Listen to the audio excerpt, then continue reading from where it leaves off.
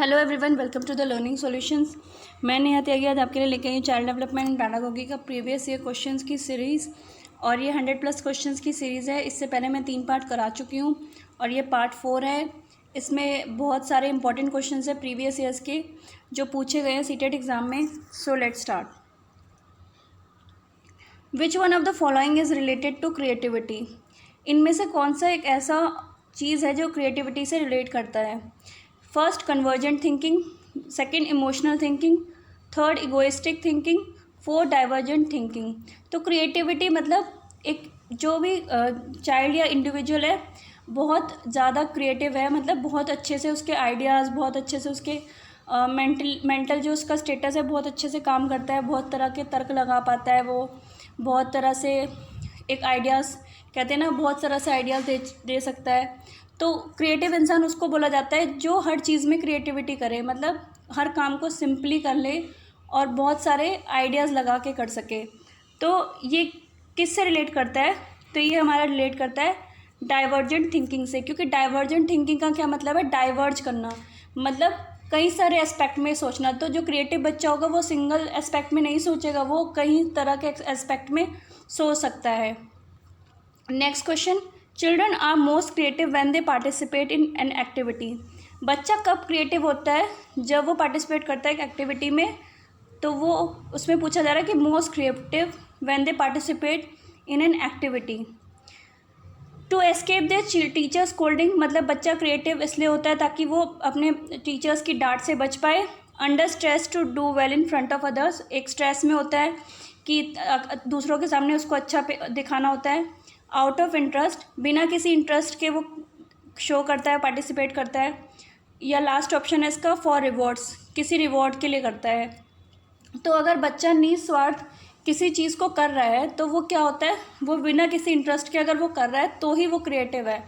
ऐसा नहीं है कि किसी रिवॉर्ड के लिए कुछ करना, तो वो एक उसे लालच नहीं देना है बच्चे को। तो इसका आंसर होगा हमारा out of interest.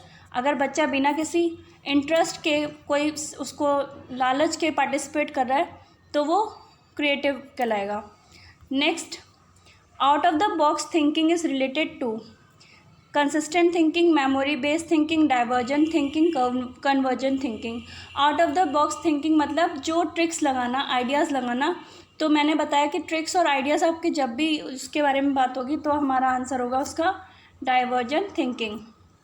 Next question, when a child fails it means, जब एक बच्चा फेल होता है तो इसका क्या मतलब होता है? The child is not fit for the studies, मतलब बच्चा स्टडीज़ के लिए फिट नहीं है। The child has not memorise the answer properly, उसने अच्छे से आंसर याद नहीं करे हैं।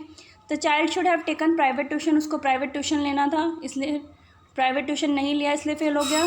द सिस्टम हैज़ फेल्ड, मतलब एक पूरा सिस्टम फेल हो गया।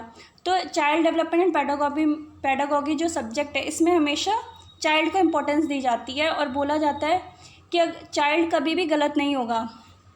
तो क्या होगा? अगर बच्चा फेल हो रहा है तो इसका मतलब कहीं ना कहीं सिस्टम में कमी है, इसलिए बच्चा फेल हुआ है। तो इसका आंसर होगा when a child fail it means the system has failed. Next question, mistakes and errors made by students, जो गलतियां बच्चे करते हैं उसके बारे में। Are a wonderful opportunity to label children as weak और आउटस्टैंडिंग, बच्चों को वीक बताना या अच्छा बताना, तो लेबल तो हम कभी भी किसी बच्चे को नहीं करते, तो ये तो गलत है। Are indicative of the failure of the teacher and the student, मतलब फेलियर दिखा रहा है बच्चे को और टीचर को, ये भी बिल्कुल गलत है। Should be seen as opportunities to understand their thinking, वो एक अपॉर्चुनिटी की तरह लेना चाहिए। अगर बच्चा कोई गलती कर रहा है तो उसको गलत नहीं लेना चाहिए, गलतियों से ही बच्चा सीखता है। शुड बी सेवियरली डेल्ट विद, उसको कठिन तरीके से देखना चाहिए। तो जो भी अगर एक इंसान गलती नहीं करेगा तो वो सीखेगा कैसे? तो जो ये मिस्टेक्स करते हैं तो उससे क्या होता है, वो हमारी अपॉर्चुनिटीज़ की तरह काम करे ताकि हम उससे और अच्छा सीखें। अगर गलती नहीं करेंगे तो बेटर नहीं सीख पाएंगे। तो इसका आंसर होगा हमारा option number 3। Next, the insight theory of learning is promoted by, जो इनसाइट थ्योरी है वो किसने दी है? जेसाल्ट, पैवलव, पियाजे और वाइगोत्स्की।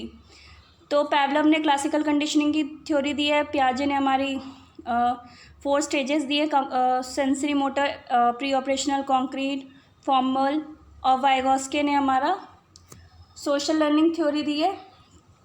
तो इनसाइट थ्योरी हमारी दी है जेसाल्ट ने। Next question, which one of the following is a factor that affects learning positively, मतलब इनमें से एक ऐसा फैक्टर बताइए जो लर्निंग को अफेक्ट करता है पॉजिटिवली।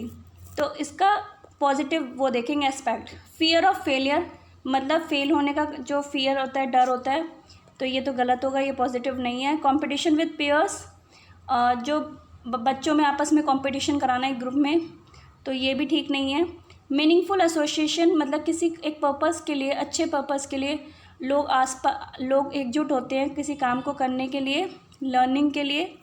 प्रेशर फ्रॉम पेरेंट्स, किसी प्रेशर से तो बच्चा कभी नहीं सीखता, तो इसका आंसर होगा हमारा third, meaningful association. Next question,